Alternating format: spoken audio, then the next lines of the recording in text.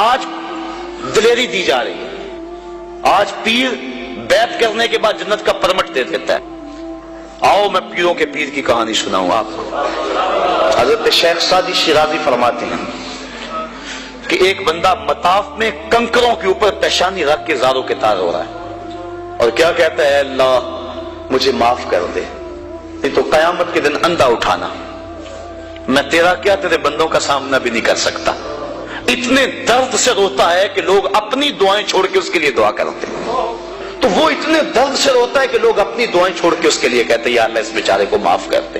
ایک بندہ تو چھوڑ چھاڑ کے کھڑا اس کے سامنے قریب کھڑا ہو گیا اور کہتا ہے مالک اسے معاف کر دے، مالک اسے معاف کر دے۔ کافی دیر کے بعد وہ شخص جو روتا تھا اٹھ کے جانے لگا۔ اس کو تجسس تھا کہ میں دیکھوں تو صحیح یہ کون ہے اور اس کو تسلی بھی دوں کہ اللہ بڑا کریم ہے، تجھے معاف کر دے گا۔ جب اس نے جھک کے جھانک کر دیکھنا چاہا تو چیخیں نکل گئی، کیوں کہ فائزہ ہوا شیخ عبد القادر جیلانی، یہ زاروں کے تار رونے والا وقت کا غوث شیخ عبد القادر جیلانی۔ حضرت سری سختی رضی اللہ تعالیٰ عنہ نے جنید بغدادی کو بلایا۔ حضرت جنید بغدادی کہ وہ ماموں بھی لگتے ہیں رشتے میں اور پیر بھی لگتے ہیں۔ یہ پیر مرید کی کہانی سنا رہا، آج کا پیر تو گارنٹی دے رہا ہے نا، اللہ اکبر حضور تو حضرت ربیہ کو بھی جنت کی بشارت دیں اور ساتھ کہے کثرت سجود سے میری مدد کرنا، اور پیر کہتا تجھے پرواہ نہیں ہے۔ آؤ اس پیر مرید کی کہانی سنا رہا ہوں۔ حضرت جنید بغدادی فرماتے ہیں میرے ماموں نے تنہائی میں مجھے بلایا اور مجھے وصیتیں کی۔ جب ایک وصیت کی تو میرے پاؤں تلے سے زمین نکل گئی۔ کہنے لگے بیٹا جب میں مر جاؤں تو میری قبر بغداد سے باہر بنانا۔ میں نے پوچھا حضور کیوں؟ فرمانے لگے میری بدعمالیوں کی وجہ سے کہیں بغداد کی مٹی میری لاش کو قبول کرنے سے انکار نہ کر دے اور میں لوگوں کے سامنے رسوا نہ ہو جاؤں۔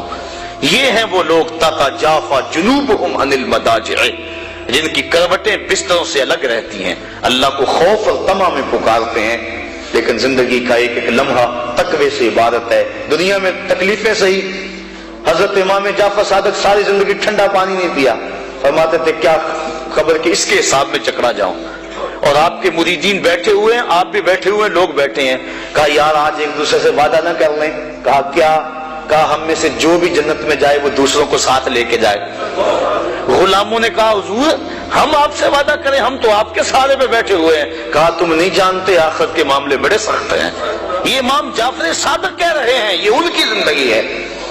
تو ذرا دیکھیے یہ تقویٰ ہے، یہ خشیت ہے، اور ٹھنڈے پانی سے بھی گریز کر رہے ہیں۔ تین چیزوں کا حساب نہیں ہوگا قیامت کے دن، ضرورت کے وقت کھانا پینا، اور ستر عورت کے لیے کپڑا لباس، اور ضرورت کا مکان۔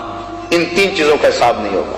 اس کے علاوہ جو بھی نعمت اللہ نے دی ہے ثم لتسألن یومئذ عن النعیم، اللہ قرآن میں کہتا ہے ہر نعمت کے بارے میں پوچھا جائے گا۔ تو صاحبو جن لوگوں نے اس بات کا خیال رکھا کہ ہمارے رب نے ہمیں پوچھنا ہے اور ایک ایک بات کا ہم نے جواب دینا ہے، یہ بات درست ہے کہ اللہ اپنے فضل سے معاف کرے گا، لیکن سحری کے وقت اٹھ کے سسکیاں بھرنے والا اور رات شراب خانے میں گزارنے والا کیا قیامت کے دن ایک صف میں کھڑے کر دیے جائیں گے؟ یہ کیسے ہوگا؟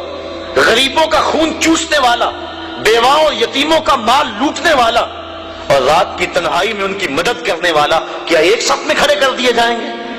ایسا کیسے ہو سکتا ہے؟ تو صاحب وہ تقویٰ ہے کہ انسان اپنی زندگی کے ایک ایک قدم کو بچا بچا کے رکھے کہ میں اللہ کی ناراضگی سے بچ جاؤں، اور دنیا کو اس نے مشکلات میں ڈال دیا۔ آج کہتے ہیں دین پہ عمل کرنا بڑا مشکل ہے۔ جو بندہ دین پہ عمل کرنا چاہتا ہے اللہ قرآن میں سورۃ الاعلیٰ میں فرماتا ہے مشکل نہیں، ہم اس کے لیے آسان بنا دیتے ہیں۔ چلو لوگوں کے لیے مشکل ہی صحیح، لیکن اس نے مشکل میں یہ زندگی کاٹ لی، اور دنیا ہے بھی، دنیا سجن المومن، مومن کے لیے ہے بھی قید خانہ، لیکن جب قید سے چھوٹا پھر کیا ہوا؟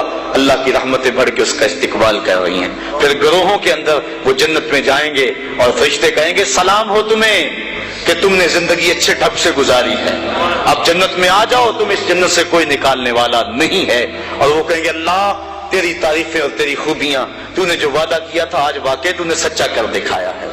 اور پھر جنت میں ان کو گوناگون نعمتیں دی جائیں گی، اور جنت میں مائے معین ہوگا، حوض کوثر ہوگا، سلسبیل ہوگا۔ کبھی وہ حوروں سے جام پیئیں گے، کبھی وہ غلمانوں سے جام پیئیں گے، لذت تو بڑی ہوگی، لیکن ایک لذت کی کہانی اللہ نے قرآن میں سنائی، ہمیں ایک وقت ایسا بھی پھر آئے گا وَسَقَاهُمْ رَبُّهُمْ شَرَابًا طَهُورًا، ان کا رب انہیں خود شراب طہور پلائے گا کہ تم نے میرے لیے چھوڑا، دنیا کی شراب تو نہیں پی لو، میرے دستے قدرت سے شراب پیو۔ تو وَسَقَاهُمْ رَبُّهُمْ، نہ حوروں کے ہاتھوں سے، نہ غلمانوں کے ہاتھوں سے، نہ کسی اور کے ہاتھوں سے، وَسَقَاهُمْ رَبُّهُمْ۔